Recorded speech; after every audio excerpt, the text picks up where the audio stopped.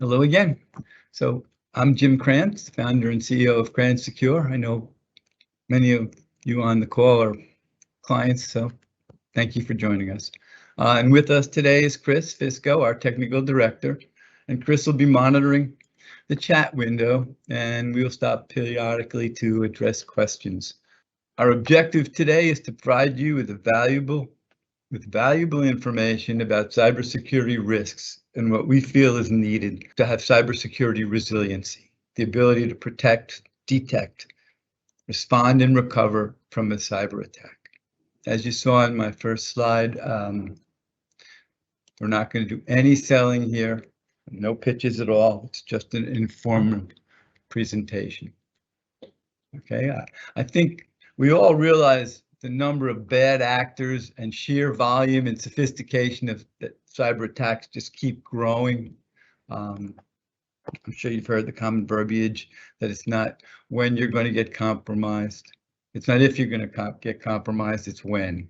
So our goal today is to make sure you are aware of how you can affordably reduce your exposure attack surface as well as detect and respond. Before we get into the presentation, I want to play a very short video that I think you will enjoy.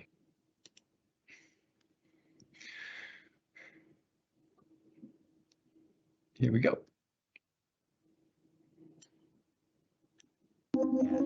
So I invited a few of the world's best hackers to try to hack me and show me where my vulnerabilities are. And now I'm going to meet them in Las Vegas for DEF CON, the biggest hacker convention of the year. They're going to hack me using social engineering, which is essentially hacking without any code. They just use a phone and an internet connection. Do you want to do a sample phishing call? What's phishing? Phishing is voice solicitation, and basically what you do is you use the phone to extract information or data points that can be used in a later attack. Let's do it. Okay. Who are you going to call? Maybe I'll call your cell phone provider and Okay. see if I can get them to give me your email address. I bet they're good. I bet they have my back. But yeah, go for it. I'm going to spoof from your number, so it's going to look like it's calling from you. Okay. Hi, I'm so sorry. Can you hear me okay? My baby, I'm sorry. my husband's like, we're about to apply for a loan and we just had a baby and he's like, get this done by today. So I'm so sorry. I can't call you back. I'm trying to log into our account for uses information and I can't remember what email address we used to log the account. The baby's crying and can you help me? Awesome.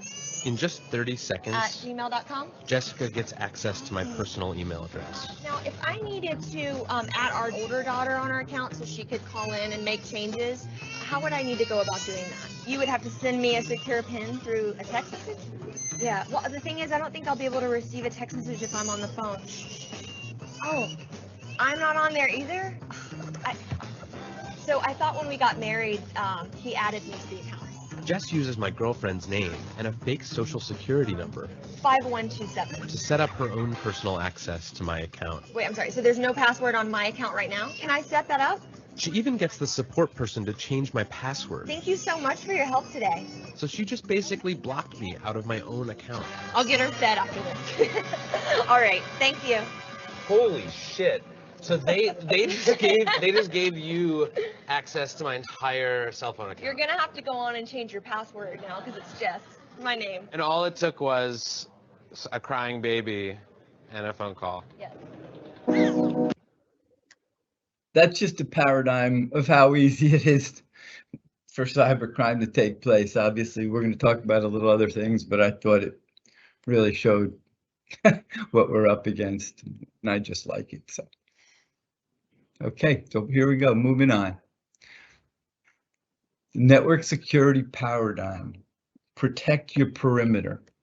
You know, we used to operate securely by protecting your perimeter so no bad stuff got inside your networks. So you'd have a firewall and maybe a spam filter, a service for DNS inspection, and then virus protection on your internal devices. And we thought we were in pretty good shape. Well, that was then. Today, during the pandemic, just about everyone was working remotely. Many companies moved services to the cloud. Now the users aren't on the network, neither are the cloud-based services, and your data may be on the user's PCs. Maybe it's their personal home PCs.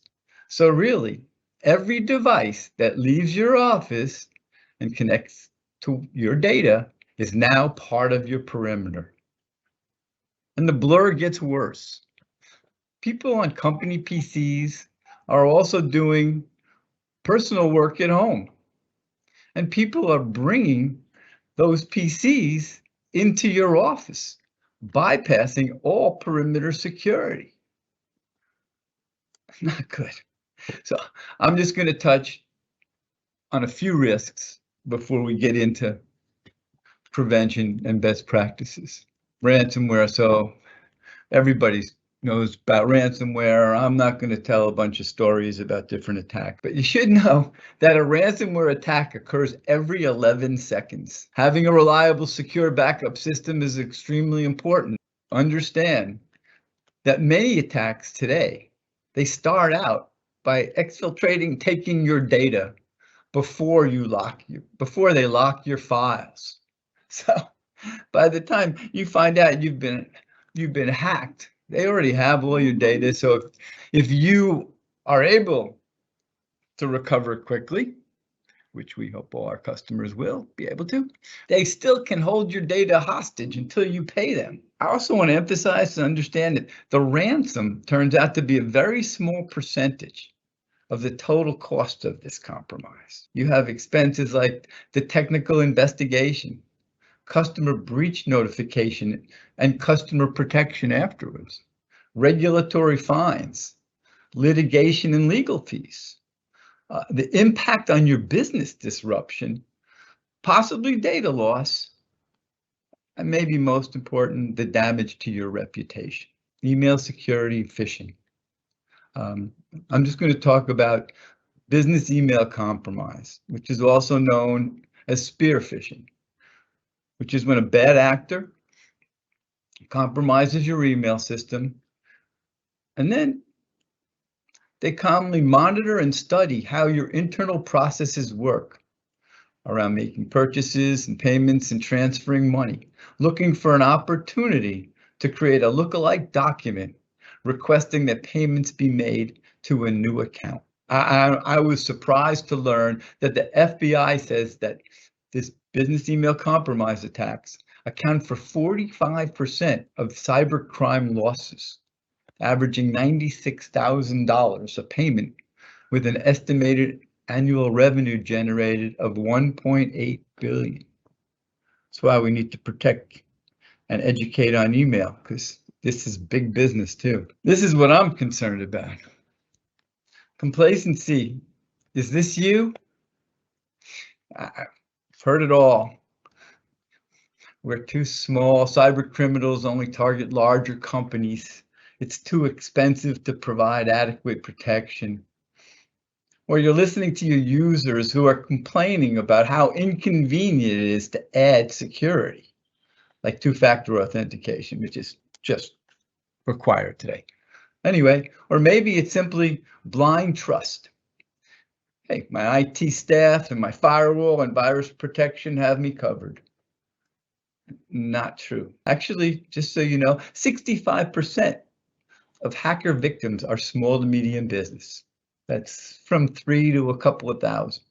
Okay, yet 2/3 of those SMBs have never done a risk assessment and set up a risk mitigation plan. No less implement a recovery plan and train their users. Big gaps, big gaps. User error, we've heard about it a million times. I just want to point out it's not just about the users. A significant percentage of this is because IT administration is not maintaining or updating the patches that may have been out for a long time and could have prevented, I've heard numbers like 99% between all the best practices, basic best practices, but it's a lot, you know. So your due diligence on making sure your infrastructures are being maintained properly is huge. It's your responsibility, not just IT, who may not be doing the job. Let's just talk a minute about remote working risks. Moving into 2022, they're still estimating that 25 to 30% of the workforce will still work remotely multiple days per week. It's obviously we're in a changed environment. And remote workers are targeted because they have weak controls. I just want to add that if you have data that you are very concerned about protecting in this paradigm and making sure it can't leave your organization, this can be a very challenging and complex and potentially expensive task to implement successfully. And I can tell you, Chris and I have spent an incredible amount of time discussing and testing solutions for certain use cases. So if this is a concern of yours and you really need to lock down your data, you need to review this with your IT support organization, because there are probably gaps in the protection. Let's go from here. Your client's cybersecurity concerns. So how concerned are your clients about cybersecurity preparedness, of protecting their data? Very. We love all our clients, and some of you are proactively addressing enhanced cybersecurity.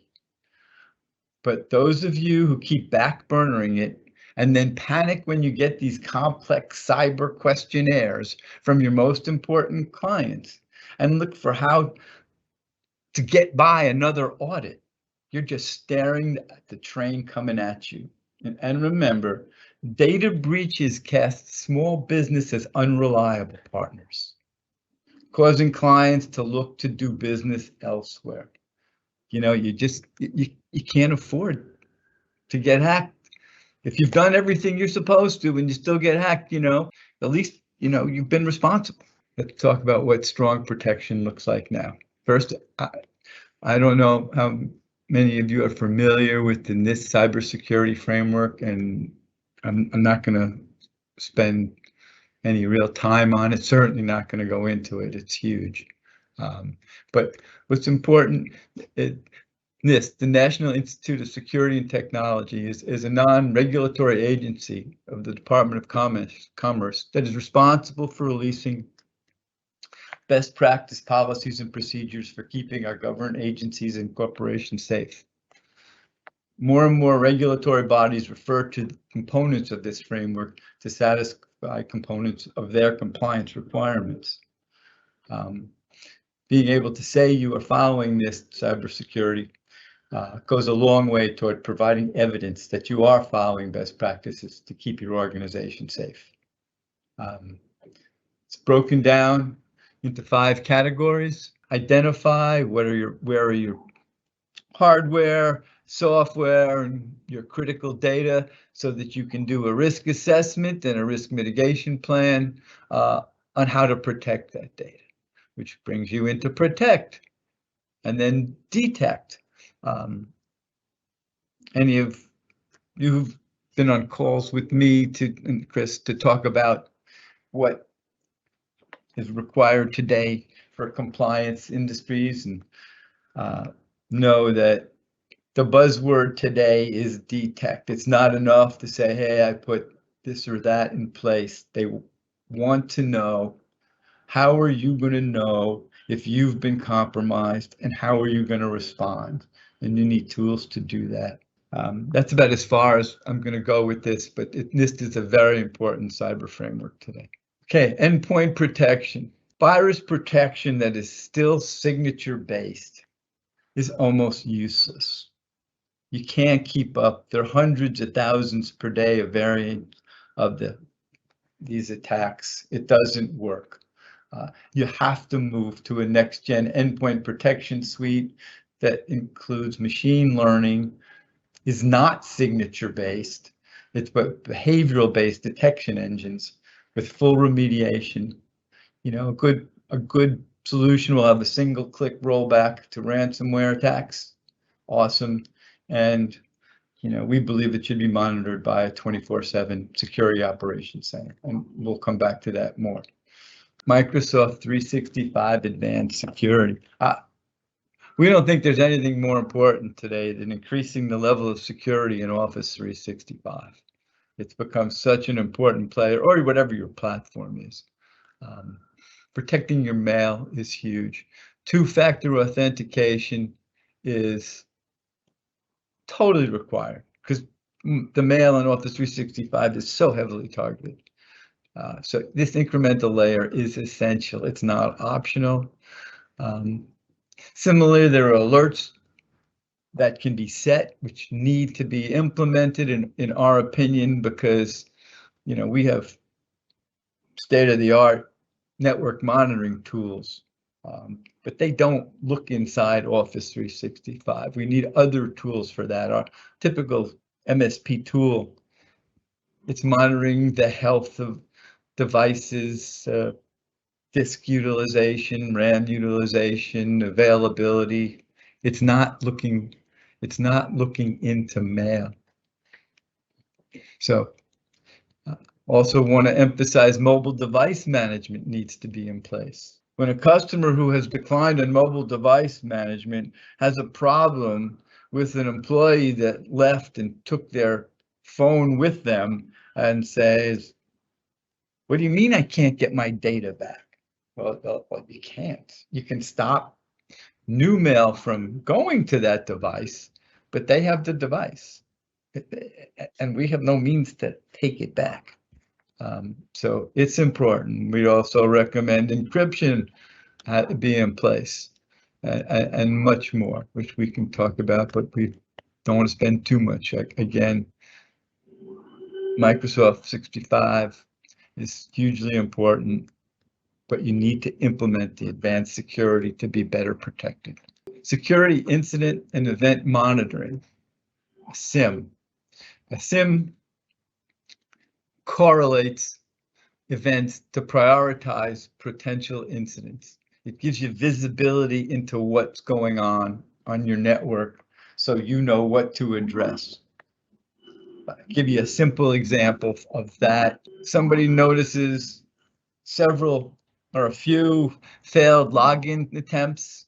Okay, not good, but it's very common. But if that same point of entry is now going to a second server and having the same failed logins, well, somebody should be alerted, because that could be a attempt of hacking. And that's a very simple example, but that's how you learn how to control what's at risk for your business. SIM is essential or it's one of the options for logging events for forensics and compliance. So it's a really strong tool for people who really want to make sure they have visibility and can provide compliance documentation. In conjunction with SIM and some other advanced services is the Security Operations Center. Many small MSPs and sometimes large MSPs, they're not truly 24/7. If you're going to say you're monitoring security events, somebody has to be there 24/7, real time, looking at the events to make sure if there's something taking place, they can take action right away. And that's the role of the SOC. Security awareness training, it's a part of every regulation I know of. It's essential today. You must, if you're going to be responsible, train your people on cyber and just keep it top of mind. Typically, it's comprised of two factors, sending out periodic phishing tests to see who's clicking on it, along with monthly videos with little tests at the end, just to keep it top of mind and keep being conscious of how often they're being targeted, because the user is always going to be your weakest link. Okay, I want to talk about something a little more advanced now. We believe in strongly, and the zero trust architecture is a significant change in approach.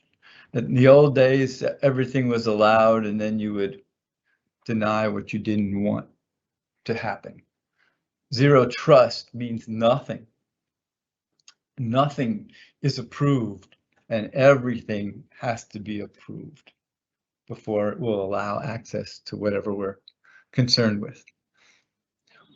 We're focusing today on whitelisting applications because applications have become a high target for the bad actors. That's because there are vulnerabilities and people don't do a good job of updating and staying on top of applications. So we're trying to address that. Whitelisting says no application can run until it's approved.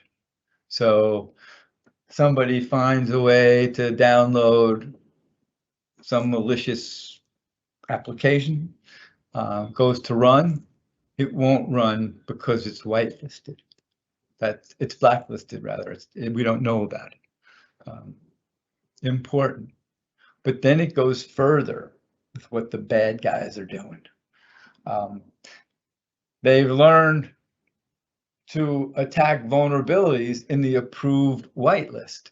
So a supplemental technology that's important is called ring fencing.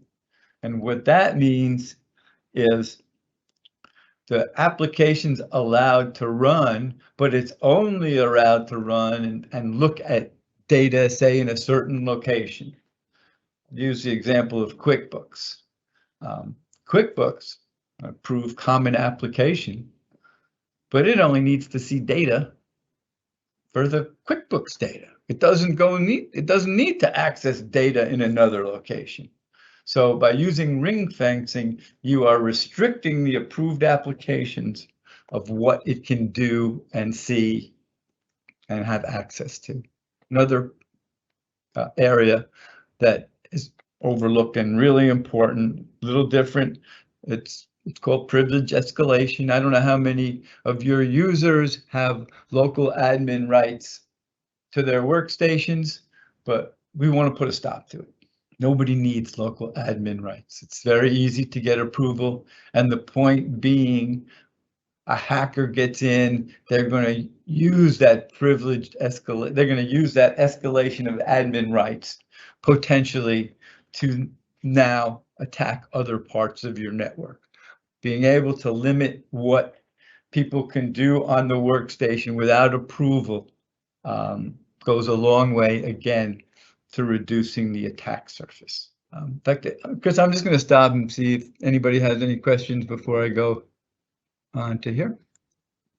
We have one question. Do we have any free resources for employee cyber training? We definitely have resources, and in conjunction with what we put together as Enhanced Security, it's bundled in, but we are providing cyber training through our customers today. I put this up, risk assessment and risk mitigation, because it's become, first of all, it's part of every single compliance reg that I know, but it's part of best practices. Just about everybody should do at least an annual or biannual risk assessment and mitigation plan.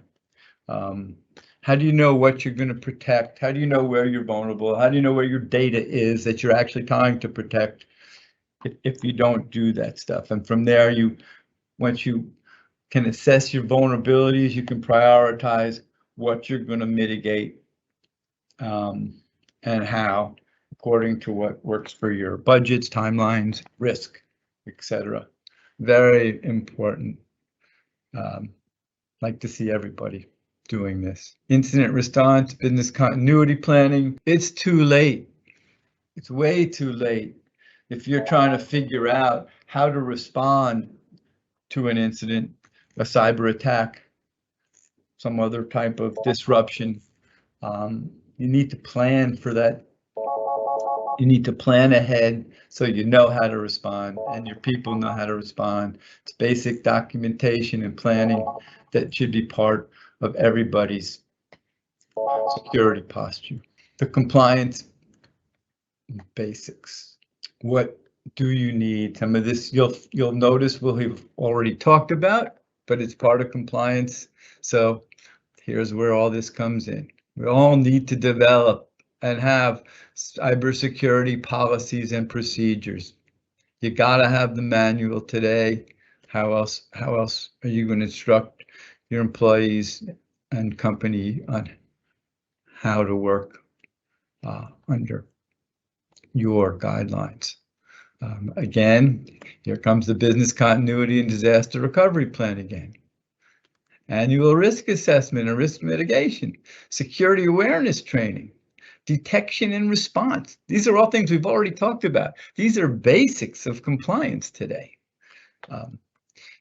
And the last item I'm just going to emphasize, if you do have a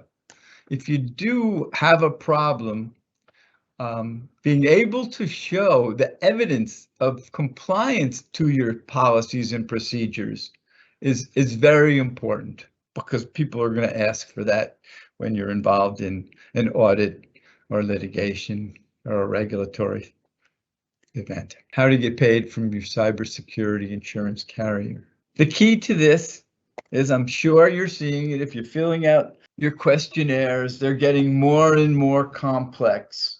And if you do have an incident, though, before they're going to pay, they are going to check to make sure what you said is true. So you don't want to have this policy and not be able to collect on it because they found flaws that you weren't living up to.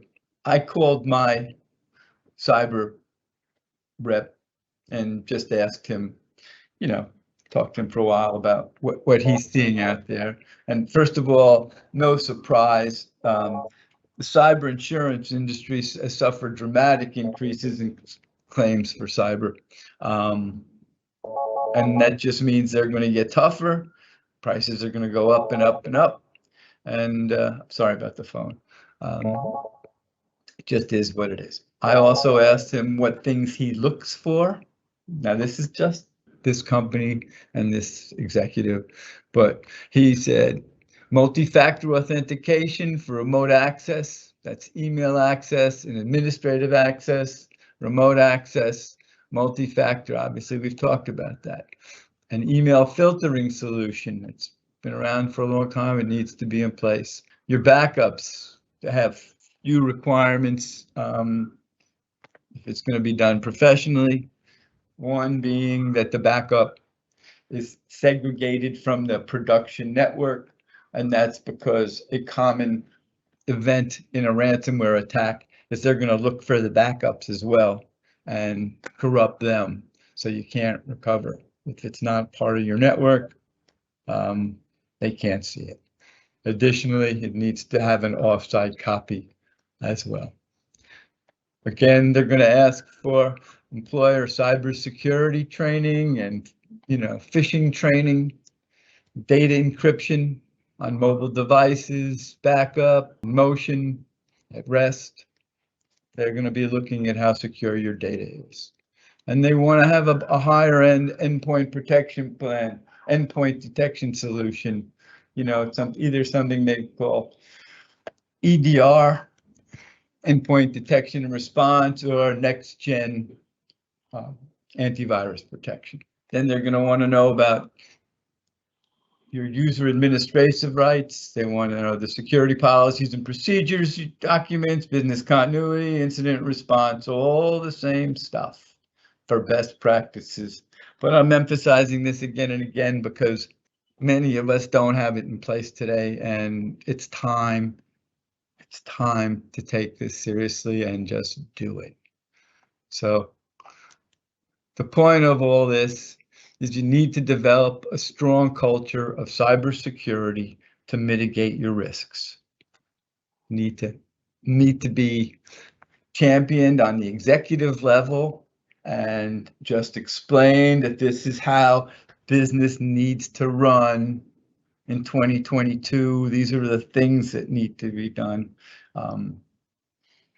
Everything we talked about is not particularly expensive, especially compared to back 10 plus years ago, we used to have a pretty robust enterprise security practice that involved really, really big investments from major manufacturers. Besides just the product, the maintenance was expensive. And to be honest with you, it was more than most of these enterprises could support with their staff. So again, we need to have a security culture that just goes through and is understood and not questioned. I thank you for attending this session. You have any questions or want to schedule an evaluation, we're happy to do so. Tried to manage our time. I hope I did okay. All right. Again, thank you, everybody. I appreciate you taking the time, and I look forward to talking with you further.